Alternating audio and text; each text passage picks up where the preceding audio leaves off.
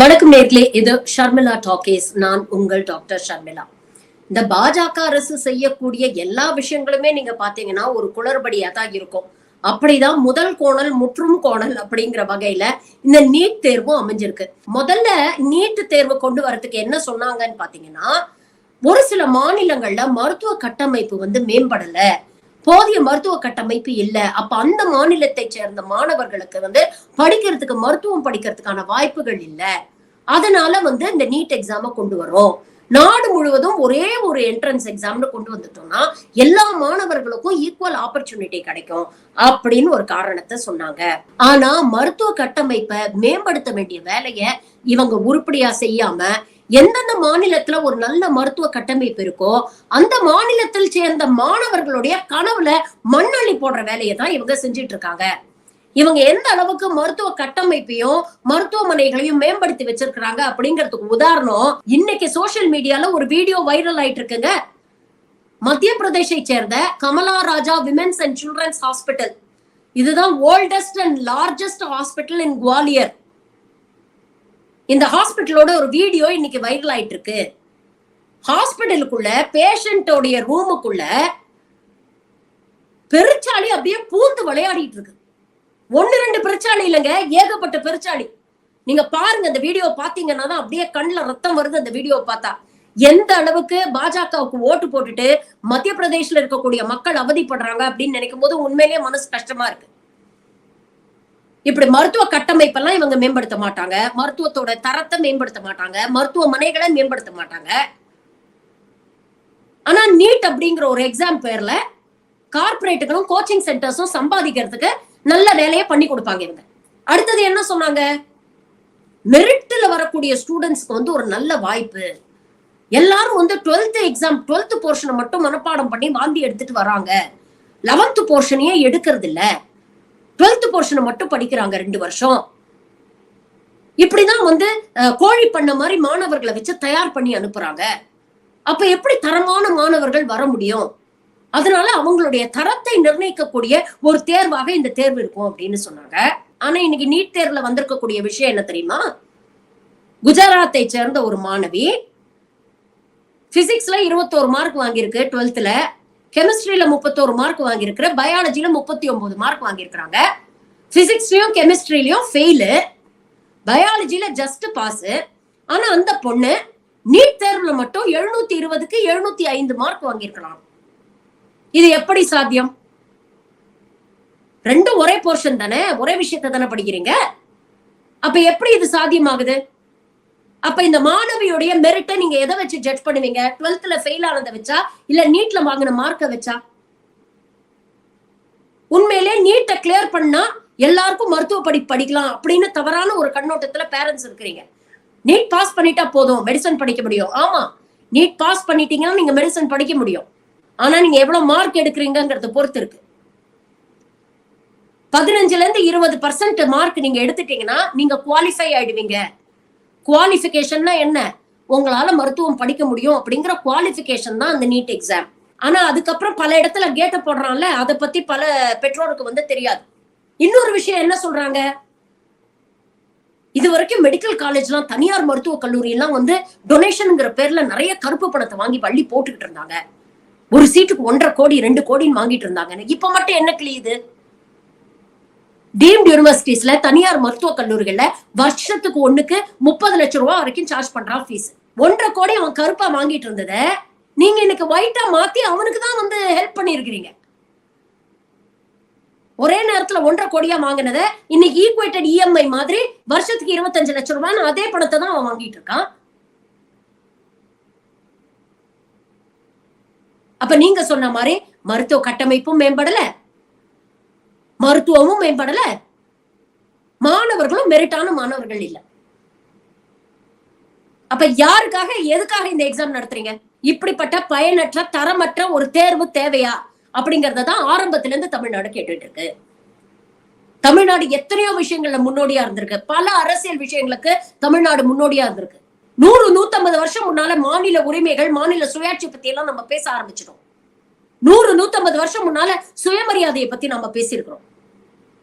அப்படிதான் இந்த நீட் விஷயத்திலும் ஆரம்பத்திலிருந்தே தமிழ்நாடு மட்டும்தான், தமிழ்நாடு ஒற்றை மாநிலம் இது சமூக நீதிக்கு எதிரானது. இது ஏழை எளிய குழந்தைகளுடைய கனவை சிதைக்கக்கூடிய ஒரு தேர்வு. இதுல தரமும் இல்லை, இதனால எந்த பயனும் இல்லை. அதனால தயவு செஞ்சு இதை ரத்து பண்ணுங்க அப்படின்னு ஆரம்பத்துல இருந்து நாம பேசிட்டு இருக்கோம்.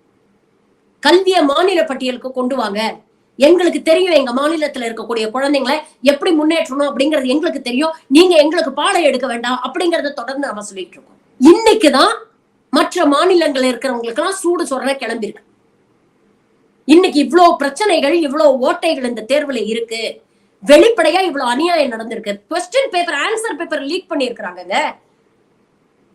ஒரு ஷீட்டை 1 கோடி ரூபாய்க்கு வித்திருக்கிறாங்களாம். 24 லட்சம் மாணவர்கள் எழுதியிருக்கிறாங்க இந்த தேர்வை. அதுல குறைஞ்சபட்சம் பாதிக்கு பாதி 10 லட்சம் மாணவர்கள் 1 கோடி ரூபாய் ஆளுக்கு கொடுத்து அந்த ஆன்சர் கீயை வாங்கியிருந்தாங்கன்னா எவ்வளவு பணம் சம்பாதிச்சிருக்காங்கன்னு யோசிச்சு பாருங்க. அப்ப எவ்வளவு பெரிய நெக்ஸஸ் இங்க வேலை செய்யுது. ஏதாவது ஒண்ணுக்கு தெளிவா நேஷனல் டெஸ்டிங் ஏஜென்சியோ இல்ல இந்த என்டிஏ சர்க்காரோ பதில் சொல்லுதா? எந்த அடிப்படையில கிரேஸ் மார்க்ஸ் கொடுத்தீங்க, எவ்வளவு கிரேஸ் மார்க்ஸ் கொடுத்தீங்கன்னு கேட்டா 2018 சுப்ரீம் கோர்ட் கொடுத்த ஒரு தீர்ப்பு மூலமா அதை அடிப்படையா வச்சு நாங்க கிரேஸ் மார்க்ஸ் கொடுத்திருக்கோம் அப்படின்னு சொல்றாங்க. ஆனா 2018 சுப்ரீம் கோர்ட் கொடுத்த தீர்வு அது வேற ஒரு எக்ஸாமுக்காக ஆன்லைன்ல நடத்தப்பட்ட ஒரு எக்ஸாம்ல சாஃப்ட்வேர் கோளாறு ஆனதுனால அவங்க அந்த மாதிரி ஒரு தீர்ப்பை கொடுத்திருக்காங்க. அந்த தீர்ப்புலயே ஸ்பெசிபிக்கா மென்ஷன் பண்ணிருக்காங்க, இது மருத்துவத்துக்கும் இன்ஜினியரிங் அட்மிஷன்ஸ்க்கும் இது சரிப்பட்டு வராது, இதை யூஸ் பண்ணக்கூடாதுன்னு தெளிவா சொல்லியிருக்காங்க. இருந்தும் அதை காரணம் காட்டி இன்னைக்கு இவங்க பண்ண தப்ப நியாயப்படுத்த முயற்சி பண்றாங்க. அப்ப எத்தனை பேர் இதுல இன்வால்வா இருக்காங்க, எவ்வளவு கோடி கணக்குல பணம் புரளுதுன்னு பாருங்க. ஒவ்வொரு வருஷமும் கோட்டால போய் கோச்சிங் சேர்ந்துட்டு எத்தனை குழந்தைங்க தற்கொலை பண்ணிக்கிறாங்க. என்னைக்காவது இந்த அரசாங்கம் அதை பத்தி கவலைப்பட்டிருக்கா? பணமும் உயிர்களும் விரயமாகுதே தவிர இந்த ஒரு தேர்வுனால எந்தவித நன்மையும் இந்த நாட்டுக்கு ஏற்படல. அப்படிப்பட்ட ஒரு தேர்வு தேவையா அப்படிங்கிற கேள்விய இன்னைக்கு நாடு பூரா இருக்கக்கூடிய மாணவர்கள் கேள்வி எழுப்பியிருக்காங்க. இன்னைக்கு பாஜக ஆளக்கூடிய மாநிலங்கள்லயே இந்த கேள்வி வந்திருக்கு. மகாராஷ்டிரால பாஜக டபுள் என்ஜின் சர்க்கார் தான். ஆனா அந்த மாநிலத்தோட முதல்வர் ஏக்நாத் ஷிண்டே இன்னைக்கு கோரிக்கை வைக்கிறார். மகாராஷ்டிராவில் இருக்கக்கூடிய மாணவர்களுடைய வாழ்க்கையை இந்த நீட் தேர்வு நிர்மூலமாக்கிடுச்சு, இந்த தேர்வை ரத்து பண்ணுங்கன்னு அவர் சொல்றாரு. ஆந்திரால, தெலுங்கானால எங்க பார்த்தாலும் போராட்டம் வெடிக்குது, தமிழ்நாட்டுல போராட்டம் நடக்குது. இன்னும் ஒரு படி மேல போய் சொல்லணும்னா பாஜகவுடைய மாணவர் அமைப்பான ஏபிவிபியை சேர்ந்த மாணவர்கள் இன்னைக்கு நீட்டுக்கு எதிராக டெல்லியில போராட்டம் பண்றாங்க.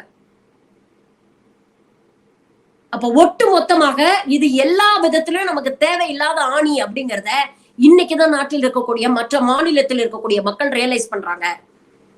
இதைத்தானடா 5 வருஷமா நம்ம கத்திட்டு இருக்கோம். இன்னைக்கு முதல்வர் ஒரு நல்ல விஷயம் பண்ணியிருக்கிறார். இங்க நீட் தேர்வு வேண்டாம் அப்படின்னு சட்டமன்றத்துல ஒரு மனதா ஒரு தீர்மானம் நிறைவேற்றணும் இல்லையா? அதற்கு அடித்தளமா இருந்தது AK ராஜன் ரிப்போர்ட்.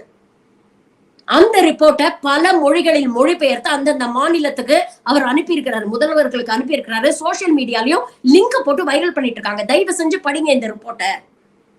அப்போ தெரியும் உங்களுக்கு நீட் என்பது சமூக நீதிக்கு எப்படி எதிரானது, ஏழை எளிய மாணவர்களோட கனவை எப்படி சிதைக்குது அப்படிங்கறத புரிஞ்சுக்கங்க. தயவு செஞ்சு வாங்க எல்லாரும் சேர்ந்து ஒன்றிணைந்து போராடி இந்த நீட்ல இருந்து விலக்க வாங்குவோம், இந்த நீட்டை முற்றிலுமா ஒழிச்சு கட்டுவோம் அப்படின்னு இன்னைக்கு அவர் கேட்டிருக்காரு. இந்த நேரத்துல மாணவர்கள் நிறைய பேர் கடுமையான மன அழுத்தத்துல இருப்பாங்க. இந்த ரிசல்ட் வந்ததுக்கு அப்புறம் பாத்தீங்கன்னா நிறைய பேர் கடுமையான மன அழுத்தம், மாணவர்களுக்கு மட்டும் இல்ல பெற்றோருக்கும். ஒரு தேர்வு ஒரு குடும்பத்தையே புரட்டி போடுதுன்னா அது இந்த நீட் தேர்வு தான். புள்ள டாக்டர் ஆயிட்டா நமக்கு அது ஒரு பெரிய கௌரவம், நம்ம வாழ்க்கை தரமே மாறிடும். அப்படியே எல்லாத்தையும் புரட்டி போட்டுலான்னு நினைச்ச எத்தனை பெற்றோர் வீட்டுல இருக்கிற நகை நட்டு பண்ட பாத்திரம் எல்லாத்தையும் வித்துட்டு குழந்தைங்களை கோச்சிங் சென்டருக்கு அனுப்பி படிக்க வைக்கிறாங்க. அந்த குழந்தைங்களும் எவ்வளவு கனவுகளோட எவ்வளவு மன அழுத்தத்தோட அந்த குழந்தைங்க படிக்குது. இன்னைக்கு அப்படிப்பட்ட பெற்றோரும் அந்த குழந்தைங்களும் கடுமையான மன உளைச்சல்ல இருப்பாங்க. சரி, நம்ம வீட்டுலதான் யாரும் நீட்டை எழுதலையே, நாம ஏன் இதை பத்தி கவலைப்படணும் அப்படின்னு நாம இன்னைக்கு நினைச்சோம்னா அதுதான் நாம அவர்களுக்கு செய்யக்கூடிய மிகப்பெரிய துரோகம், இந்த நாட்டுக்கு செய்யக்கூடிய துரோகம். எல்லாருமே களத்துல இறங்கணும். மாணவர்கள் உங்க பிரச்சனைகளுக்கு நீங்க தான் போராடணும். இங்க இருக்கக்கூடிய அரசியல் தலைவர்களோ இல்ல இங்க பேசக்கூடிய சோசியல் மீடியால பேசக்கூடிய யூடியூபர்ஸோ உங்களுக்காக வந்து போராட முடியாது. எங்களால பேசதான் முடியும். களத்துல இறங்கி நீங்க போராடணும். உங்க உரிமைகளுக்காக நீங்க இறங்கி வந்தீங்கன்னா உங்களுக்கு இந்த என்டையர் சமூகமும் சப்போர்ட்டா நிக்கும். ஏன் ஒரு ஜல்லிக்கட்டுக்கு வந்து போராட தெரிஞ்சது இல்ல? இரவு பகல வந்து உட்கார தெரிஞ்சது இல்ல? அந்த மாதிரி இறங்கி வாங்க. ஒரு உறுதியோட தொடர்ந்து போராடுங்க. அப்படி போராடி இந்த அரசாங்கத்தை எத்தனையோ பேர் வீழ்த்திருக்கிறாங்க. வேளாண் சட்டங்களுக்கு எதிராக போராட்டம் பண்ணலையா? 1.5 வருஷம் போராட்டம் பண்ணாங்க. கடைசியில வேற வழியே இல்லாம இந்த அரசாங்கம் என்ன சொன்னாங்க? ஒரு கமா கூட எடுக்க மாட்டோம், ஒரு ஃபுல் ஸ்டாப் கூட எடுக்க மாட்டோம் சொன்னவங்க அதை வந்து வாபஸ் வாங்கலையா? மக்கள் நினைச்சா எதை வேணா மாற்றி அமைக்க முடியும். எங்களுக்கு கண்ணு கேட்டுற தூரத்துல எதிரிகளே இல்ல அப்படின்னு நினைச்சுட்டு இருந்த ஒரு சர்வாதிகாரிய இன்னைக்கு ஒரு மைனாரிட்டி அரசு அமைக்கிற நிலைமைக்கு நம்ம கொண்டு வந்து விடல. அப்படிப்பட்ட நம்மளால ஒரு நீட் தேர்வை ரத்து பண்ண முடியாதா? இன்னைக்கு ஒட்டுமொத்த சிவில் சொசைட்டி சமூகமும் சேர்ந்து இதற்கு எதிராக போராட வேண்டிய ஒரு தேவை இருக்கு. இது இந்த தலைமுறைக்கு இல்ல, அடுத்தடுத்து வரக்கூடிய தலைமுறைகளுக்கு நாம் செய்ய வேண்டிய கடமை. அப்படி நினைச்சு தொடர்ந்து இந்த நீட்டுக்கு எதிராக நம்ம குரல் கொடுப்போம்.